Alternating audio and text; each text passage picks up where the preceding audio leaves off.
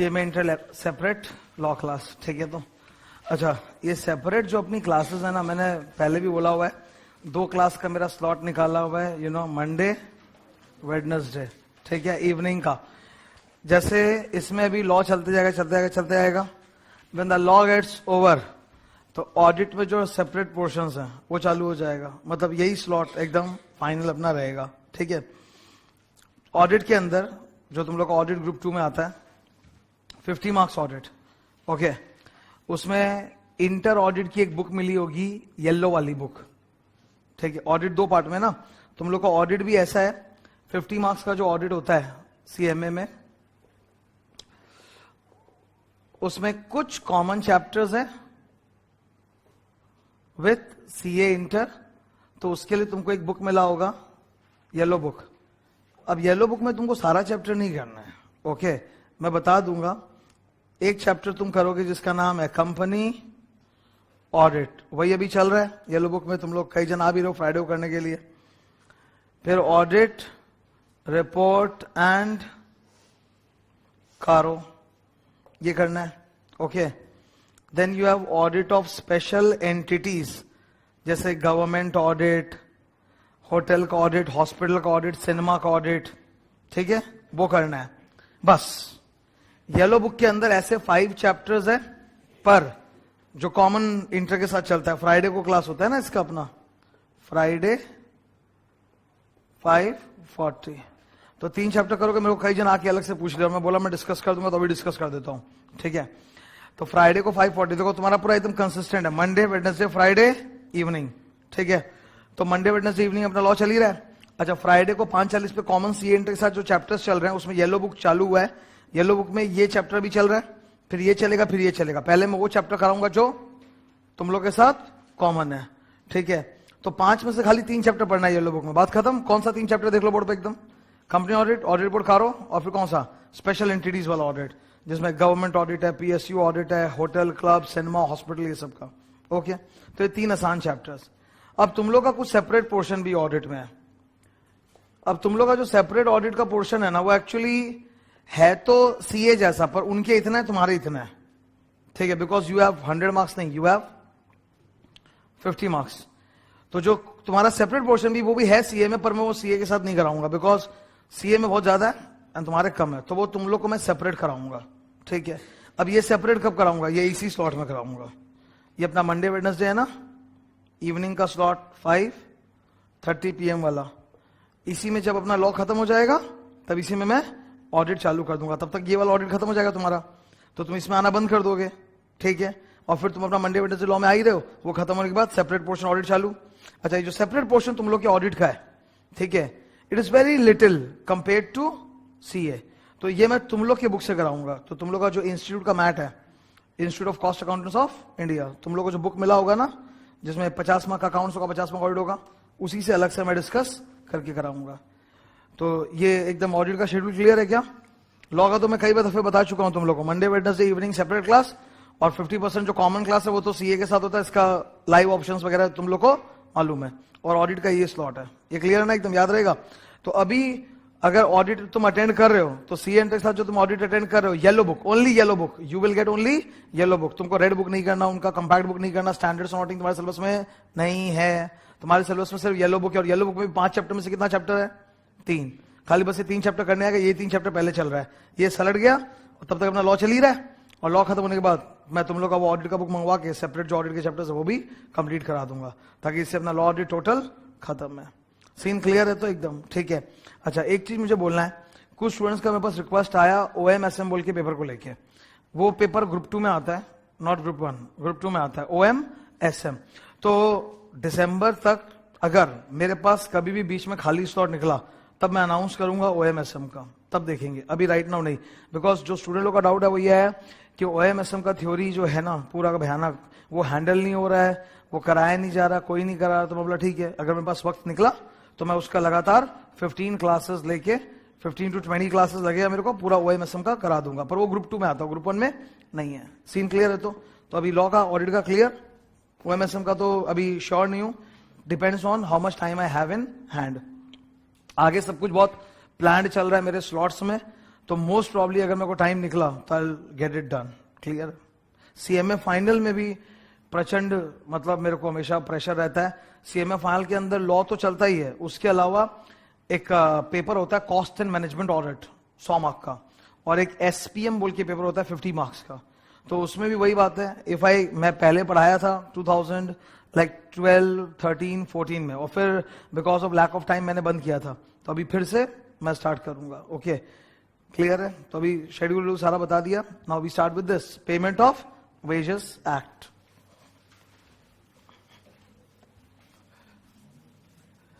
मैं एक चीज बताता हूं, तुम सीएमए में थोड़ा सा भी मेहनत कर लोगे ना, तुम्हारा रैंक में चला जाएगा। क्योंकि सीएमए में क्या होता है ना, रैंक बहुत आसानी से आता है, बहुत आसानी से आता है compare to CA and CS. CS में भी आसानी से आता है, ठीक है, आसानी से रैंक मिल सकता है, प्रोवाइडेड थोड़ा सा एक एफर्ट जोर का डाल दोगे। मतलब सीएमए एक ऐसा कोर्स है ना, या तो स्टूडेंट फेल होता है या सीधा रैंक लाता है।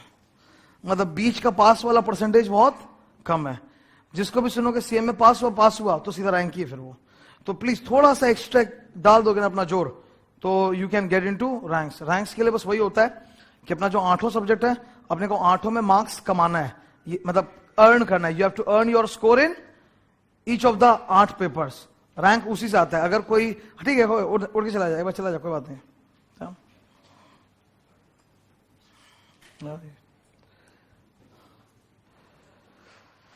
ठीक है, तो देखो रैंक लाने का एकदम सीधा सा मैं तुमको तरीका बता देता हूं। रैंक लाने के लिए हर सब्जेक्ट में मेहनत करना पड़ता है। ओके, तुमको 8 सब्जेक्ट में you have to score marks, तब जाके तुम रैंक की तरफ मूव करोगे। 2-3 में भारी आ गए और बाकी सब में कम मार्क्स है तो रैंक नहीं हो सकता। तो 8 सब्जेक्ट का अगर स्ट्रेटजी बनाओगे तो हो जाएगा। हाँ, एक दिक्कत जरूर है, रैंक के लिए दोनों ग्रुप एक साथ अपीयर करना पड़ता है। अगर तुम में से कोई ग्रुप 1 देगा फिर ग्रुप 2 देगा तो उससे रैंक नहीं होता। क्लियर है? रैंक के लिए दोनों ग्रुप एक ही बार में देना पड़ता है और एक ही बार में पूरा हैवी मार्क्स देके निकालना पड़ता है।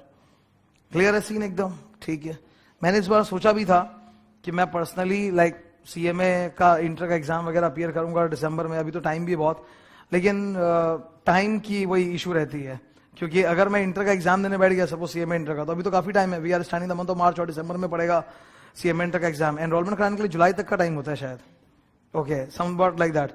बट उसमें फिर इशू क्या आता है कि एक कितना भी पढ़ाई कर लो, कुछ भी कर लो, पर एक जब एग्जाम देना होता है तो उसके लिए अलग से ही पूरा मरना पड़ता है, पूरा जोर से मरना पड़ता है। तो वो टाइम मेरे को निकालना वो थोड़ा सा एक इशू है। ठीक है, पर मेरा मन तो बड़ा है। देखते हैं, अब मेरे पास फैसला लेने के लिए जुलाई तक का टाइम है, डिसाइड करेंगे आराम से। तब तक पता चल जाएगा मैं कितने पानी में हूं। क्योंकि कुछ भी अगर तुम दो तो पढ़ना तो पड़ेगा भाई, चाहे टीचर हो चाहे स्टूडेंट हो। तुम कितना ही कुछ भी पढ़ाई में रत्ते खानो, बिना प्रिपरेशन के अगर जाके बैठोगे तो फिर मैं भी तुम्हारे साथ यहीं पे बैठ जाऊंगा नीचे, समझ आया? तो पढ़ना तो पड़ेगा, उसके बिना कोई उपाय नहीं है। अकाउंट्स है, कॉस्ट है, डीटी, आईडीटी है ना। 200 मार्क का टैक्स है शायद कि 150? DT 100, IDT 100। बाप रे। अभी तो जीएसटी ऑडिट में तुम लोगों को पता है कि नहीं पता है? जीएसटी ऑडिट सीए सीएम में दोनों के लिए ओपन है। ठीक है, चलो स्टार्ट करते हैं। 12.8 पिछले दिन ये चैप्टर चालू हुआ था अपना पेमेंट ऑफ वेजेस एक्ट। अच्छा, आगे बढ़ने के पहले रिकैप मार दूं फटाक से। ठीक है भाई, ये पेमेंट ऑफ आज ये दूसरा क्लास है, पूरा क्लास ये नहीं चलने वाला, ये खत्म हो जाएगा बीच में। ये चैप्टर अभी आज क्लास के बीच में खत्म होगा और फिर मैं एक नए चैप्टर में घुस जाऊंगा।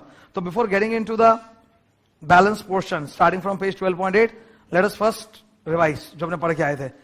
ये एक्ट किस चीज के बारे में, मैं ऑप्शन दे रहा हूं, तुम चूज करो।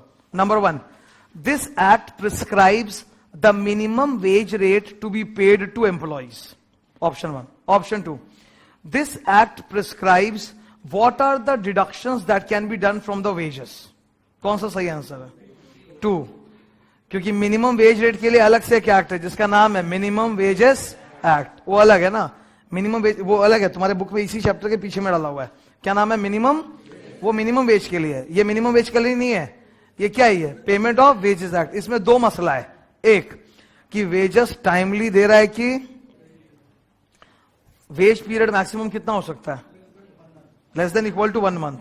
लेस देन इक्वल टू, तो 1 मंथ के इंटरवल में आपको वेजेस तो पे करना पड़ेगा ही पड़ेगा। ठीक है, यू हैव टू पे वेजेस। तो एक तो टाइमली वेजेस पे करो और दूसरा वेजेस में से अनसंड डिडक्शन क्या डिडक्शन कर सकते हैं? एडवांस सैलरी, लोन लिया था घर बनाने के लिए, वो डिडक्शन कर सकते हैं उससे। अरे सामान तोड़ फोड़ दिया तो वो पैसा डिडक्शन कर सकते हैं। हम लोगों ने जगह जगह वो लगा रखा है, क्या बोलते हैं वो, नहीं थूकने वाला नहीं, वो डूज एंड डोंट्स लगा रखे हम लोग जगह जगह, कि अगर आप वो डूज एंड डोंट्स करेंगे तो इतना फाइन लगेगा। तो फाइन का पैसा काट सकते हैं, पर फाइन कितना काट सकते हैं? मैक्सिमम 3% ऑफ द वेजेस, जो कि बहुत ही निग्लिजिबल आएगा।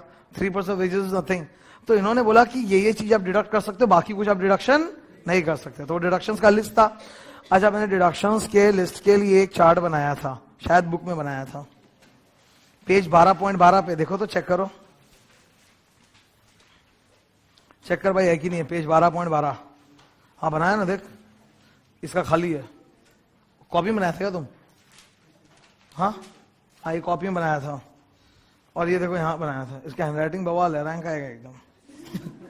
हैंडराइटिंग लगता है एकदम पूरा एकदम सोच सोच के लिखा है एक वर्ड को, देख रहे हो एकदम क्या ले भाई, ठीक है। ऐसा हैंडराइटिंग लड़की लोग का होता है, मतलब वैसा, मतलब पॉजिटिव सेंस में, मतलब it's a very good handwriting, ठीक है। तो डिडक्शंस का चार्ट तो क्लियर है अपने को, पीछे चले पेज 12.8। अच्छा, एक बड़ा सा हेडिंग तुमको दिख रहा है, क्लेम्स, ठीक है। ये क्या है मैं डिस्कस कर रहा हूं, कॉपी नहीं करना, जस्ट ध्यान दे दो एक बार। एम्प्लॉई, अच्छा यहां एम्प्लॉय को क्या बोलते हैं बोलो? एम्प्लॉयड पर्सन ना, एम्प्लॉय को एम्प्लॉय नहीं बोलते, क्या बोलते हैं? Employed person. अब इसका जो एम्प्लॉयर है ना, वो इसको या तो टाइमली पैसा नहीं दे रहा, टाइमली वेजेस नहीं दे रहा है, या फिर जो वेजेस दिया है ना उसमें अंट शंट डिडक्शन काटा है, तो गलत हुआ है बेचारे के साथ।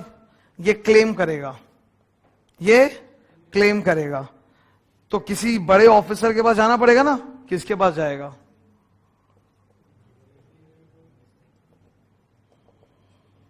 Labour commissioner, regional labour commissioner, like that. तो लेबर कमिश्नर के पास जाके क्लेम करेगा कि देखिए मेरे एम्प्लॉयर है जो मेरे को पैसा ही नहीं दे रहा है, या फिर जो दिया है उसमें बेकार का बहुत सारा अनशन डिडक्शंस काटा है, प्लीज आप कुछ कीजिए। तो फिर ये लेबर कमिश्नर क्या करेगा? एक हियरिंग बुलाएगा, इसको बुलाएगा, बोले आओ भाई बातचीत करें, क्या है, इंक्वायरी करेगा, ठीक है, बातचीत पूरा, और फिर जाके ऑर्डर पास करेगा। और ऑर्डर में दो चीज बोलेगा, एक तुमने जितना भी इस बेचारे गरीब का अनडिसंड डिडक्शन किया है, ठीक है, उतना इसको रिफंड करो, मतलब दे दो, रिफंड द डिडक्शन। सेकेंड, इसके ऊपर थोड़ा सा पेनल्टी भी थोप देगा, ठीक है, 10 times द डिडक्शन। डिडक्शन मतलब डी, लेटर से उसने डी अमाउंट डिडक्ट किया, तो कितना पेनल्टी ठोकेगा? 10 times deduction, but it should be within 1500 रुपया से लेके 2000 रुपया। देख रहे मजाक कर रहे, ठीक है। पहले तो बोला पेनल्टी देंगे, कितना टाइम? 10 times डिडक्शन, पर वो 10 times डिडक्शन किस रेंज में रह सकता है? मिनिमम 1500, मैक्सिमम 3000 रुपया। तो कुछ काम का चीज ही नहीं है। लेबर लॉ में पेनल्टी क्या है? मतलब एकदम गुल्लक में जो पैसा होता है ना उतना पेनल्टी है। क्लियर है एकदम, ठीक है। आओ नीचे पढ़ते हैं, हेडिंग पढ़ो तो क्या लिखा है। अब तुमको सुनो, देखो मैं एक बार जस्ट शो कर रहा हूं, अपना बुक तुमको शो कर रहा हूं। ये देखो इतना बड़ा लिखा हुआ है ना, 1.5 पेज। अभी इसको अपने पढ़ते पढ़ते तुम देख रहे हो लाल काला पीला किया हुआ है, तो वैसे ही करेंगे, छोटा छोटा, मतलब जो इंपॉर्टेंट है सारा मैं बताते जाऊंगा। ओके, हेडिंग क्या बोलता है? 12.8 में heading 12.8, claims arising out of deductions from, deductions के ऊपर लिखो 1, और डिले के ऊपर लिखो 2। तो डिडक्शंस और डिले, इधर देखो, डिडक्शंस और डिले, या तो पैसा नहीं दे रहा, लेट दे रहा है, या फिर अनटशंट डिडक्शन कर रहा है। तो ये क्लेम करेगा ना बेचारा, किसकी पास जाए क्लेम करेगा? Labour commissioner. तो इसकी इंक्वायरी कौन सुनेगा? Labour commissioner. ओके, ऊपर लिखना लेबर कमिश्नर, ऊपर लिखो ना लेबर, वहीं पे हेडिंग में लिख दो ना लेबर कमिश्नर। उससे क्या तुमको याद रहेगा कि किसके पास जाएगा क्लेम करने के लिए? बोलो, लेबर कमिश्नर। कॉपी वर्क जहां तक नहीं होगा मैं मोस्ट ऑफ द चीज बुक में ही करा दूंगा, ठीक है। किसके पास कंप्लेन करेगा? लेबर। सही है। अभी नीचे उतरे, आओ नीचे। हर चीज मार्क वार्क मत करना, एवरीथिंग इज नॉट इंपॉर्टेंट, जो मैं बोलूं उतना ही, ठीक है। Start underline, start underline. Section 15 deals with the claims arising out of, हाँ सही है, पढ़ कर, अंडरलाइन कर। Section 15 deals with the claims arising out of deductions from wages or delay in payment of wages and penalty for malicious or vexatious claims. Malicious और vexatious claim मतलब इसने सब कुछ सही किया, एम्प्लॉयर ने टाइमली पैसा दिया, डिडक्शन भी नहीं किया, पर ये जानबूझ के झूठ मूठ के बोला जा केस करते हैं थोड़ा तो मजा आएगा, तो अभी तो बदमाशी कर रहा है ना, इसको बोलते हैं मैलिशियस कंप्लेन। मैलिशियस मतलब गलत इंटेंशन के साथ, वेक्सेशियस मतलब होता है आउट ऑफ वेक्सेशन, बदला लेने की भावना से। तो अब ये बेकार का कंप्लेन करेगा तो पेनल्टी इस पे लगेगा। फिर नीचे, अच्छा किसके पास जाओगे क्लेम करने के लिए? ABCDE का लिस्ट दिख रहा है। जब ये लिस्ट पढ़ूंगा ना तो मेजॉरिटी जगह लिखा हुआ आएगा लेबर कमिश्नर या फिर जज ऑफ कोर्ट, यही आएगा, ठीक है। तो इस लिस्ट में ना जब मैं बोलूं तो ऑनलाइन करना। पहला point, number A commissioner, number B का 1 रीजनल लेबर कमिश्नर, बी का 1, अबे जल्दी, हाँ रीजनल लेबर कमिश्नर। बी का 2 असिस्टेंट लेबर कमिश्नर, मिला। नंबर सी में अंदर घुसो, अंदर जाओ, असिस्टेंट लेबर कमिश्नर। डी में presiding officer of a labour court, मतलब जज, प्रिसाइडिंग ऑफिसर मतलब होता है जज, लेबर कोर्ट का जज, ठीक है। नंबर ई में आओ, अंडरलाइन करो, जज ऑफ अ सिविल कोर्ट, मिल गया। तो यार 5 बुलेट में मिला के एक ही बात लिखा था, लेबर कमिश्नर नहीं तो लेबर कोर्ट का जज। तो ऐसे 5 बुलेट कौन याद रखेगा? सीधा 2 बात याद रखेंगे, लेबर कमिश्नर नहीं तो लेबर कोर्ट का जज, उसके बाद जाके कंप्लेन करेगा, अभी एक्शन होएगा। नीचे आ जाओ। अच्छा नीचे ABCD के बाद एक प्रोवाइडेड दैट पैराग्राफ दिख रहा है क्या? बेकार। उसके नीचे देखो एक सब सेक्शन 2 दिख रहा है, मिला सब सेक्शन 2। उसके बगल में लिखना है, कितना लिखना है मैं बता रहा हूं, उसके लेफ्ट साइड में लिखना, लेफ्ट साइड में। जब सब सेक्शन 2 वाला एक पैराग्राफ है ना 4-5 लाइन का, उसके लेफ्ट साइड में लिखना हु कैन क्लेम। 3 जवाब है इसका, एक एम्प्लॉई, दूसरा उसका वकील, तीसरा लेबर यूनियन। लेबर यूनियन या trade union, trade union TU। तो लेबर कमिश्नर के पास कंप्लेन कौन फाइल कर सकता है? या तो एम्प्लॉय या उसका वकील या फिर ट्रेड यूनियन।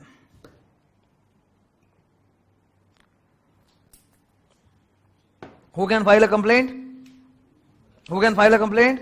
3 जवाब, एम्प्लॉय या फिर वकील या फिर ट्रेड यूनियन। क्लियर है? अच्छा उसके बाद नेक्स्ट पैराग्राफ देखो, नेक्स्ट पैराग्राफ में हाउएवर लिखा है क्या? हाउएवर उसके लेफ्ट साइड में लिखो जो मैं बोल रहा हूं, ठीक है, लेफ्ट साइड में। टाइम लिमिट फॉर क्लेम, मतलब आप कब जाके लेबर कमिश्नर के पास शिकायत करोगे? 12 मंथ्स प्लस। आप कब जाके शिकायत करोगे लेबर कमिश्नर? 12 महीने के अंदर कर देना। जब आपको तनख्वाह नहीं मिली या जब आपको तनख्वाह काट के मिली तब वहां से 12 महीने के अंदर आप शिकायत कर सकते हो। प्लस का मतलब क्या है? अगर आप सही कारण दिखा दो कि आपने कंप्लेन क्यों नहीं दिया तो आपको 12 महीने से ज्यादा का भी समय मिल जाएगा। ऐसे तो आपको 12 महीने में कंप्लेन कर देना चाहिए, लेकिन you may be granted more than 12 months if you show sufficient cause why you could not complain in 12 months. इसीलिए मैंने उसको लिख दिया प्लस, ठीक है। तुम चाहो तो उसको ऐसे भी लिख सकते हो, प्लस लिखने के बदले 12 प्लस। इसका मतलब है ऐसे तो तुमको 12 महीने में कंप्लेन कर देना चाहिए था, लेकिन अगर 12 महीने में नहीं कर पाए, कोई मजबूरी थी, तो अगर अपनी मजबूरी साबित कर देते हो तो हम 12 महीने के बाद भी आपको कंप्लेन करने दे देगा। सही है ना? अब तुम ही बोल मेरे को, एक पेज इतना लंबा लिखा था, उसका ज्ञान कितना सिंपल था। बोर्ड पे देख, बल्कि मैंने एक बोर्ड पे जो लिखा है वो अगले पेज का भी डाल दिया है मैंने। इधर से स्टार्ट करो। ये अपना एम्प्लॉयर है, या तो डिले कर रहा है तनख्वाह देने में या डिडक्शन काट रहा है अंडरसेंट। तो जो एम्प्लॉई है वो क्लेम कर सकता है किसके पास? लेबर कमिश्नर या फिर जज ऑफ लेबर कोर्ट। कौन कंप्लेन कर सकता है? एम्प्लॉय, उसका वकील, ट्रेड यूनियन। कितने समय के अंदर कंप्लेन कर सकता है? 12 महीना। अगर सफिशिएंट कॉज दिखा देगा तो 12 महीने के आगे भी हम आपको अलाउ कर देंगे। हो गया ना? हो गया ना पूरा पेज का ज्ञान, कितना सिंपल था एकदम शॉर्ट में। अच्छा, बल्कि ये मैंने एक्स्ट्रा लिखा है, ये भी आएगा अगले पेज में। चलो अगले पेज में ऊपर देखो, एक 10 लाइन का पैराग्राफ दिख रहा है क्या? हाँ, उस 10 लाइन के पैराग्राफ के ऊपर यही लिखना है। उसके ऊपर 10 लाइन के पैराग्राफ के ऊपर जगह है ना, वहां पे लिख दो number 1 hearing, number 2 inquiry,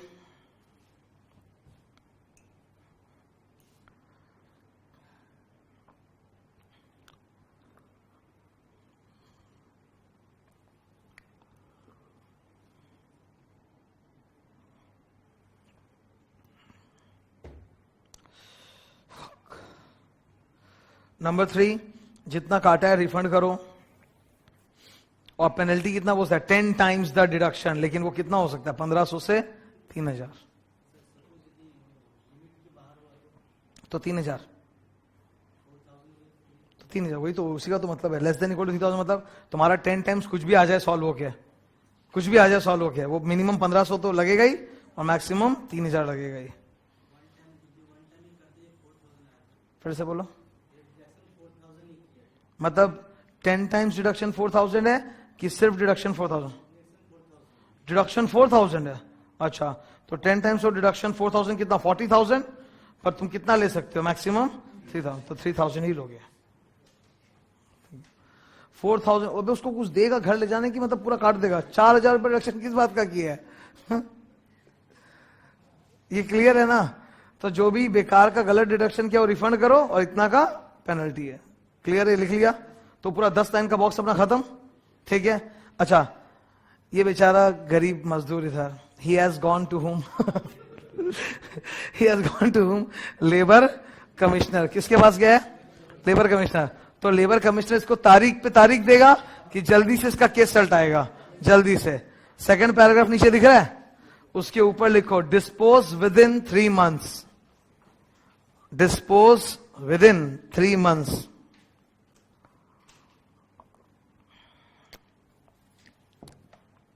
dispose with in मतलब जो शिकायत है इसको कितने दिन के अंदर ये सल्टा देगा? 3 महीना के अंदर सॉल्व करके इसको ऑर्डर पास करके जजमेंट कर देगा। तो फास्ट एक्शन हो रहा है ना। अच्छा, उसके बाद अगला पैराग्राफ में आ जाओ, ठीक है, पहुंच गए? अच्छा, सबको समझ में आ रहा है? तो नाउ नेक्स्ट पैराग्राफ में देखो, पहला लाइन क्या लिखा है? No direction for payment of compensation. मिला क्या? इसके ऊपर मैं जो बोलूंगा लिखना, ये मिटा रहा है।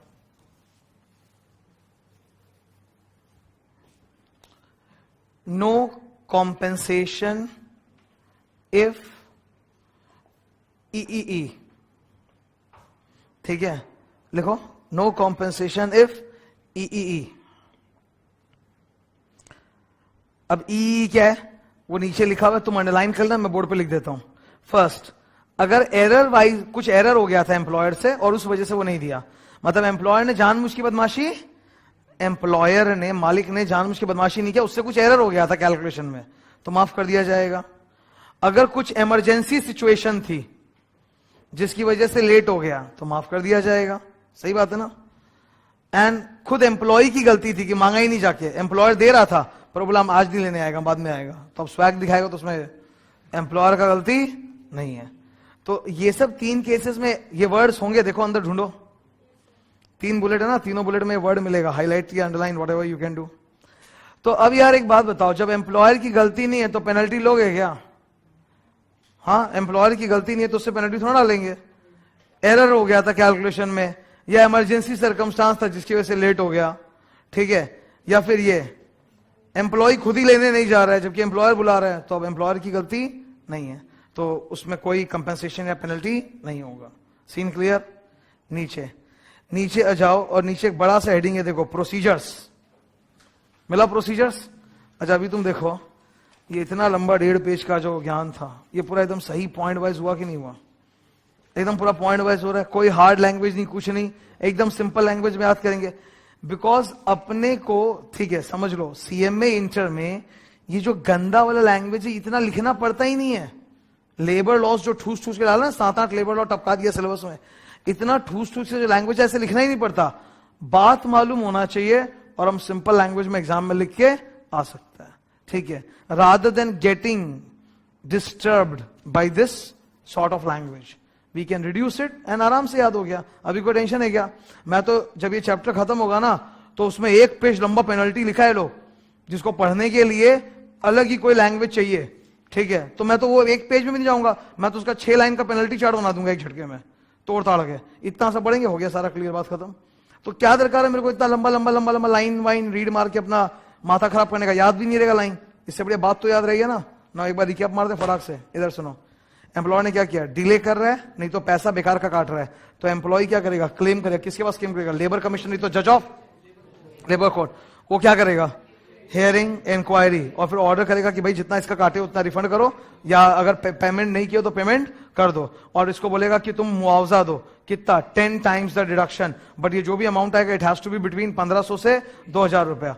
अच्छा, 1500 में 2000 निकला, 1500 से 3000 रुपया. अच्छा, कौन क्लेम कर सकता है? एम्प्लॉय, वकील, ट्रेड यूनियन. कितने दिन में क्लेम करता है? 12 महीना. लेकिन अगर सफिशिएंट कॉस्ट दिखाओगे तो 12 महीने ज्यादा का वक्त मिल जाएगा. ठीक है, यहां पे आते हैं. नो, अच्छा, केस कितने दिन में सल्टा देगा? 3 मंथ. ठीक है, अब इधर लास्ट, अगर एम्प्लॉयर की गलती नहीं है तो उसको मुआवजा देने की जरूरत नहीं है. What are the 3 situations when no compensation shall be paid by the employer? E, error, emergency, employ का गलती. क्लियर है ना? हो गया एक सेकंड में. नेक्स्ट, अब प्रोसीजर दिख रहा है. देख भाई, प्रोसीजर को पलट के देख, 3 बॉक्सेस है. फिर वही एलिफेंट साइज का लिखा हुआ है एकदम अंदर. हाँ, और लैंग्वेज तो लैंग्वेज नहीं हो तो बेयर एक्ट है. सीएमए इंस्टीट्यूट के जो लॉ की किताबें होती है ना, मैं झेल रहा हूं स्टार्टिंग फ्रॉम दिसंबर 2012. ठीक है, मतलब I was the first to start CMA final law. मतलब मैं 2012 में फाइनल से पढ़ाना चालू किया था, सीए फाइनल का ऑडिट. तो उसके बाद मेरा अगला, मतलब 2012 में ही दिसंबर में मैंने चालू कर दिया था सीएमए फाइनल का लॉ. तब से मैं सीएमए फाइनल का लॉ झेल रहा हूं. और इनकी जो बुक होती है तुम लोग की, बेयर एक्ट छाप के बनाते हैं लोग, माई के लाल. मतलब बुक देते क्यों? बुक देते क्यों? बोल दो इंटरनेट से डाउनलोड कर लेगा. बेयर एक्ट तो इंटरनेट में अवेलेबल है ना. पूरा बुक नहीं है, बेयर एक्ट एकदम. सेक्शन 20 सबसेक्शन 1 सेज टंग टंग टंग टंग, सेक्शन 20 सबसेक्शन 2 सेज, और फॉर्मेट भी नहीं करेगा. इतना जाहिलपंथी. ठीक है, मतलब तुमको कम से कम टेबल टूबल दिख रहा है तो फॉर्मेटिंग मेरा क्या हुआ है, नहीं तो बुक में उतना भी फॉर्मेटिंग का गैलस इनका नहीं है. तो ऐसे लॉ को तोड़ने का एक ही तरीका है, बात को पकड़ो और अपने लैंग्वेज में लिखो. वरना अगर इसके लैंग्वेज में घुस गए तो बाहर नहीं निकल पाएंगे. समझ रहे हो? तो हम सिंपल करके याद करते हैं. और अभी 3 डिब्बा है. पहला डब्बा ब्यूटीफुल. ठीक है, अच्छा एक बात सोचो, एम्प्लॉयर ने किसी एक एम्प्लॉय के साथ कांड किया होगा कि बहुत सारे एम्प्लॉयज के साथ? तो अब सारे एम्प्लॉय अलग अलग जाके क्लेम करेंगे कि एक साथ मिलके ग्रुप में जा सकते हैं?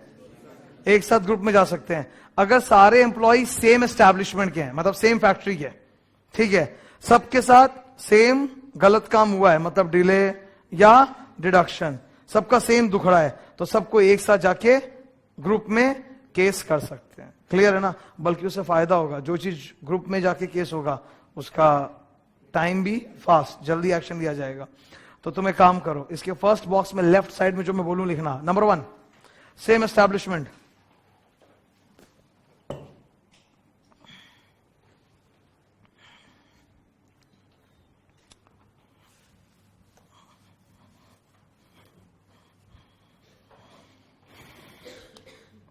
इधर same establishment, same cause.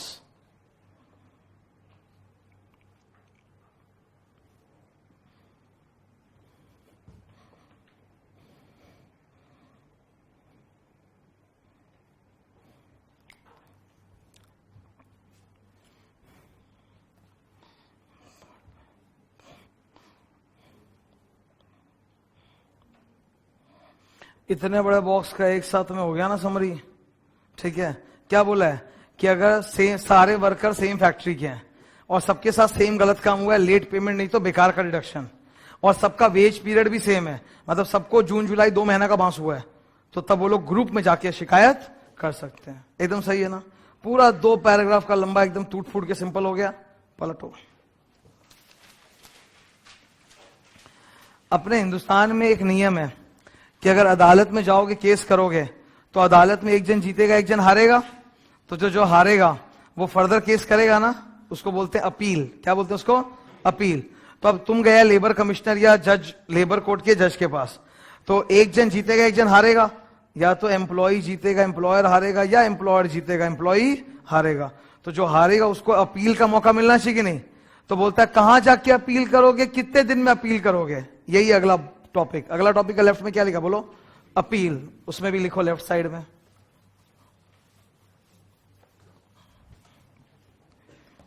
Appeal left side में, विद इन 30 डेज। कितने दिन में अपील करोगे? 30 दिन। 2, 2 ऑप्शन है तुम्हारे पास। किसके पास अपील करोगे? 2 ऑप्शन है तुम्हारे पास। एक है कोर्ट ऑफ स्मॉल कॉजेस और दूसरा है डिस्ट्रिक्ट कोर्ट।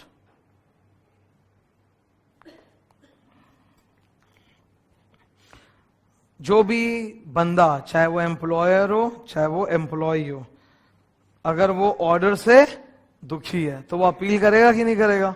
किसके पास जाके अपील करेगा? Small court of small causes, नहीं तो डिस्ट्रिक्ट कोर्ट। कितने दिन में अपील करेगा? 30 डेज। अच्छा, 30 डेज से लेट हो गया तो हर जगह यहां लिखा रहता है if sufficient cause is shown then you can appeal beyond 30 days. तो ये डायलॉग तो इनका कॉमन डायलॉग है, ठीक है? ये क्लियर एकदम अपील। अच्छा, अब अपील के नीचे नेक्स्ट बॉक्स पे आओ। अटैचमेंट ऑफ प्रॉपर्टी मिला क्या? हाइलाइटर, उसमें लिखना कुछ नहीं, वो हेडिंग ही अपने आप में इंपॉर्टेंट है। हाईलाइट चलाओ। Attachment of property of the employer. देखो, लेबर कोर्ट ने आदेश दे दिया एम्प्लॉयर को कि तुम एम्प्लॉय लोग का वेजेस दो। अब वो एम्प्लॉयर नौटंकी कर रहा है। अब वो एम्प्लॉयर, इन्होंने आदेश दे दिया कि भैया वेजेस दो, और वो वेजेस नहीं दे रहा है। बोलता है मेरा फाइनेंशियल पोजीशन बहुत खराब है, मैं वेजेस नहीं दे पाऊंगा। तो कोर्ट ना इतना पावर रखता है कि उसकी फैक्ट्री बिकवा दे, उसका घर बिकवा दे, ठीक है? फैक्ट्री तो बिकवाएंगे ही, जो उसका पर्सनल घर है ना वो भी बिकवा देंगे। बोले तुम्हारा तो फाइनेंशियल पोजीशन खराब है ना, तुमको पैसा चाहिए ना, बहुत अच्छा उपाय है, तुम्हारी सारी प्रॉपर्टी बेच देते हैं। इससे इतना पैसा आएगा कि एम्प्लॉय लोग को वेजेस भी दे देंगे और तुम्हारा भी घर खर्चा चल जाएगा, ठीक है? अटैचमेंट ऑफ प्रॉपर्टी का मतलब होता है प्रॉपर्टी सेल कर देंगे, उसका फैक्ट्री, उसका घर, to recover the money and pay to the employees.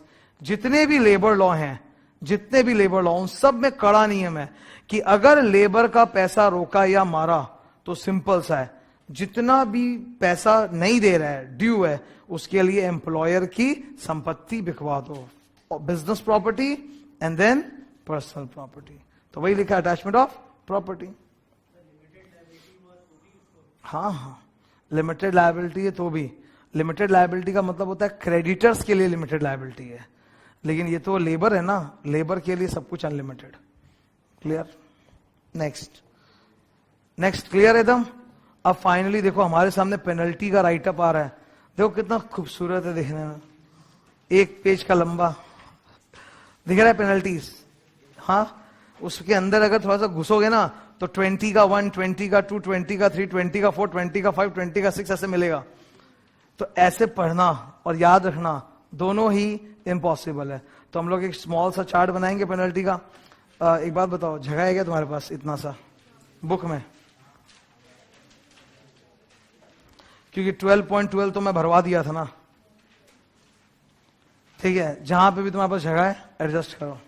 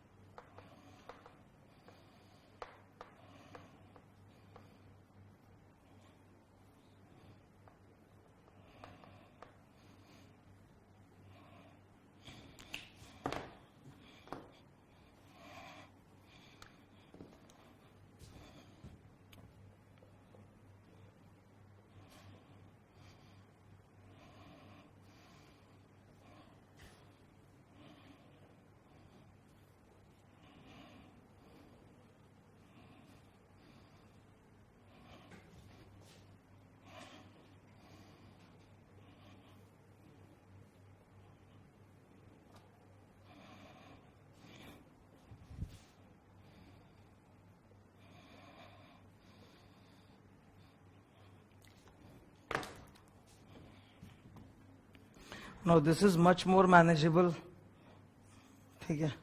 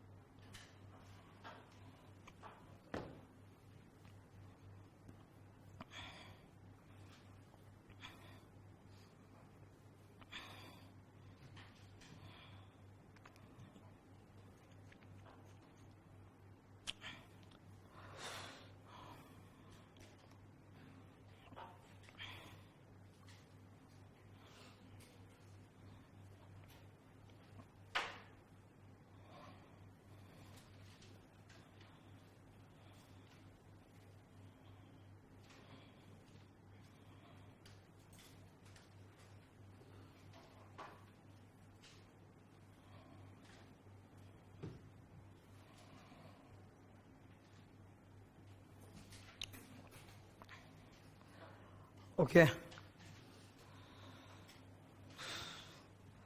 कल या अभी बात करें क्या, ठीक है।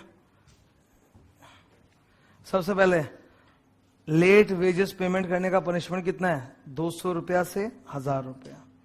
Second, not paying wages on a working day, काम करा लिया दिन का पर पैसा नहीं दिया, 3750 रुपया पर डे। तीसरा, फेलियर टू मेंटेन रिकॉर्ड्स और फर्निश रिटर्न, 1500 से लेके 7500 रुपया। अगर देखो हर लेबर लॉ के अंदर रजिस्टर्स मेंटेन करने पड़ते हैं, फिर लेबर अथॉरिटीज के पास रिटर्न जमा करने पड़ते हैं, तो अभी आप रिकॉर्ड भी मेंटेन नहीं करो, रजिस्टर रिटर्न भी जमा नहीं करो, तो पनिशमेंट कितना, 1500 से 7500। 1500 इंटू 5 7500, 7500 बाई 2 3750। इधर ऑब्स्ट्रक्टिंग इंस्पेक्टर, वो लेबर इंस्पेक्टर आया है फैक्ट्री का जांच करने, बोला घुसते नहीं देंगे, पनिशमेंट सेम 1500 से 7500 रुपया। एकदम ढिट्टा है, 2 साल के अंदर फिर से ऑफेंस रिपीट कर दिया, तो अब देख पनिशमेंट भयानक हो गया ना, 1 महीने से 6 महीने का जेल एंड फाइन 3750 से लेके 22000 रुपया, ठीक है। फिर इधर विलफुली डिफॉल्ट, अब देखो क्या हुआ, कोई झमेला हो गया था एम्प्लॉयर एम्प्लॉय में, तो अथॉरिटी ने ऑर्डर देके बोला कि इतने तारीख तक आप इसको पैसा दे देना। अथॉरिटी बोल दी कि आपको इतने तारीख तक पैसा देना है, फिर भी नहीं दे रहा है, पनिशमेंट 750 रुपया पर डे। क्लियर, तो दिस इज एंटायर पेनल्टी, खत्म, क्लियर है एकदम पूरा। सो अभी अपना payment of wages act done.